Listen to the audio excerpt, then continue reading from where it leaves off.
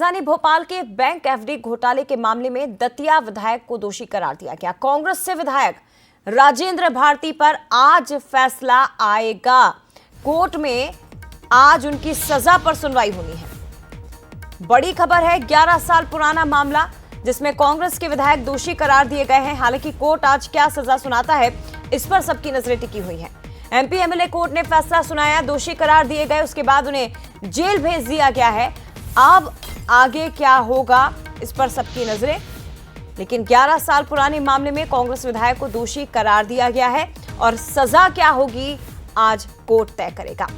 अगर सजा होती है तो देखिए क्या हो सकता है, आगे क्या हो सकता है।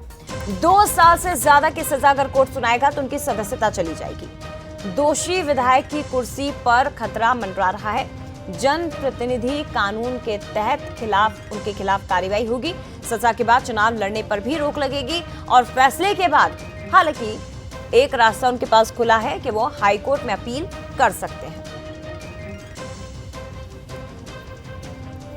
तो ये बड़ी खबर है इस वक्त की। कांग्रेस विधायक जो मुश्किलें उनकी बड़ी है, दोषी करार दिए गए हैं बैंक एफडी घोटाले मामले में। सीधे रुख करते हैं, सूरज शर्मा हमारे साथ इस वक्त लाइव जुड़ गए हैं। सूरज, अब आगे क्या हो सकता है?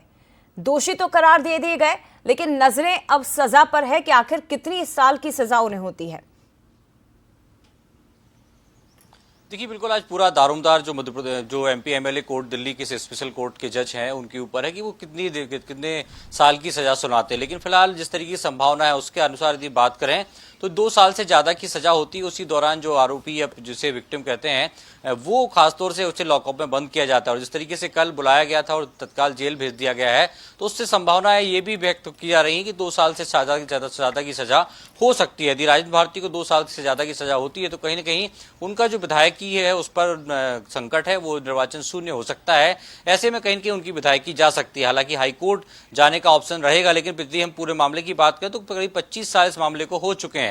दरअसल 1996 में जब वो सहकारी ग्रामीण विकास समिति के अध्यक्ष थे, उस समय उन्होंने 10 लाख की एफडी मां के नाम कराई थी और उसमें गबन का आरोप उनके ऊपर है कि वो 10 लाख की जो एफडी थी वो 3 साल से 13 साल की और उस पर 13% ब्याज लिया गया। यानी पद का दुरुपयोग करते हुए कहीं ना कहीं जो 420 का मामला है, 420 का गबन का, भ्रष्टाचार का, उसके आधार पर यह फैसला लिया गया। हालांकि राजेंद्र भारती की तरफ से पहले जब ग्वालियर एमपी एमएलए कोर्ट में चल रहा था मामला, तब उन्होंने कहा था कि मध्य प्रदेश में बीजेपी की सरकार है और ऐसे में दबाव बन सकता है तो इसको मध्य प्रदेश के किसी अन्य राज्य में भेजा जाए। तो सरकार ने, हाईकोर्ट ने खासतौर से उसको दिल्ली भेजा था और दिल्ली में सेशन कोर्ट में लगातार मामला पिछले 11 साल से चल रहा था, जिसका फैसला आज आएगा। कुल मिलाकर दोषी उन्हें ठहराया गया। जिस तरीके से उनके बेटे का भी कहना है कि लॉकअप में बंद कर दिया, हालांकि वो हाईकोर्ट की तरफ उम्मीद लगाए। लेकिन फिलहाल मामला यही कि आज कितने साल की सजा होती है और राजेंद्र भारती के पास क्या आने वाले समय में कुछ ऑप्शन रहता है। लेकिन फिलहाल यदि पूरा समीकरण की बात करें तो राजनीतिक समीकरण भी गड़बड़ाता हुआ कांग्रेस का जा रहा है। यदि राजेंद्र भारती का भी निर्वाचन शून्य होता है तो कम से कम कांग्रेस को 3 विधायकों का